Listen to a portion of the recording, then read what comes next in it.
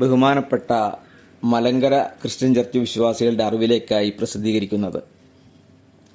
നമ്മുടെ സഭയുടെ ആരംഭ നാളുകളിൽ ധാരാളം സഭകൾ ഉടലെടുക്കുകയും ശുശ്രൂഷയ്ക്ക് ആവശ്യത്തിന് വ്യക്തികളെ ലഭ്യമാകാതിരിക്കുകയും ചെയ്ത സന്ദർഭത്തിൽ വ്യക്തിപരമായ ദൈവവിളിയും സമർപ്പണവും ശ്രദ്ധിക്കാതെ പലരെയും പാസ്റ്റർമാരായി നിയമിക്കുകയുണ്ടായി. അതിനാൽ തന്നെ ഇന്ന് പ്രാദേശിക സഭകളുടെ എണ്ണം കുറവും പാസ്റ്റർമാരുടെ എണ്ണം കൂടുതലും ആയിരിക്കുന്നു. പാസ്റ്റർ ഓർഡിനേഷനുള്ള പലരും ശുശ്രൂഷയ്ക്ക് അവസരമില്ലാതെ മലങ്കര സഭ വിട്ട് മറ്റു സഭകളിൽ ശുശ്രൂഷ തേടി പോകേണ്ട സാഹചര്യം സംജാതമായിരിക്കുകയാണ്. അടുത്ത സമയത്ത് ഒരു പാസ്റ്റർ അപ്രകാരം പോയതായി അറിയുന്നു. എന്നിട്ടും നമ്മുടെ നേതാക്കന്മാർ പുതിയ ആളുകളെ പാസ്റ്റർമാരായി നിയമിക്കുന്നതിൽ ഉത്സാഹികളായിരിക്കുന്നത് എന്തിന്? ഒരിടയ്ക്ക് ഓഫീസ് ചുമതല വഹിച്ചിരുന്നയാൾക്ക് ആ നിലയിൽ കൊടുക്കുന്ന അലവൻസ് കുറവായതിനാൽ അലവൻസ് മാനേജ് ചെയ്യാൻ ഒരു സഭയുടെ ചുമതല കൂടി ഏൽപ്പിച്ചു കൊടുത്തു. ആ സമയം അദ്ദേഹത്തിന് യാതൊരു ഓർഡിനേഷനും ഇല്ലായിരുന്നു. പിന്നീട് ഏതാനും വർഷം കഴിഞ്ഞ് പാസ്റ്റർ സ്ഥാനം നൽകി.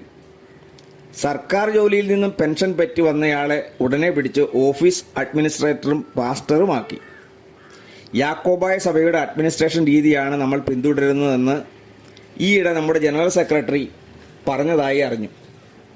പള്ളിഭരണം എന്നാൽ ഞായറാഴ്ച കുർബാനയും മറ്റു പരിപാടികളും മാത്രമാണല്ലോ.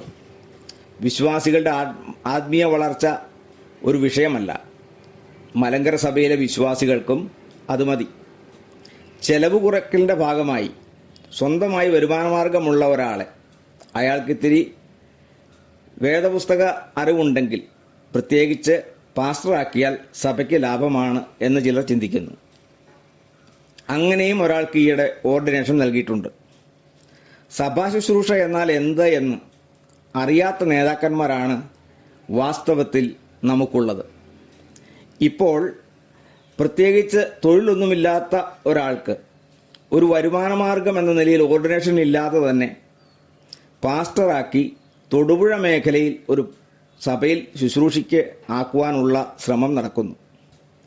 ആ സഭ അതിനെ എതിർത്തതിനാൽ അനിശ്ചിതത്വം നിലനിൽക്കുന്നതായി മനസ്സിലാക്കുന്നു. ചുരുക്കത്തിൽ നമ്മുടെ സഭയിൽ പാസ്റ്റർ ശുശ്രൂഷ എന്നാൽ ഒരുമാതിരി തൊഴിലുറപ്പ് പദ്ധതി പോലെ ആയി മാറിയിരിക്കുന്നു എന്ന് പറയേണ്ടിയിരിക്കുന്നു. ദൈവവേലയെ ആദായസൂത്രമാക്കുന്നവരുടെ എണ്ണം വർദ്ധിക്കുന്നു. നാം എങ്ങോട്ടാണ് സഞ്ചരിക്കുന്നത്? ഒരു മാറ്റം അനിവാര്യമാണ്.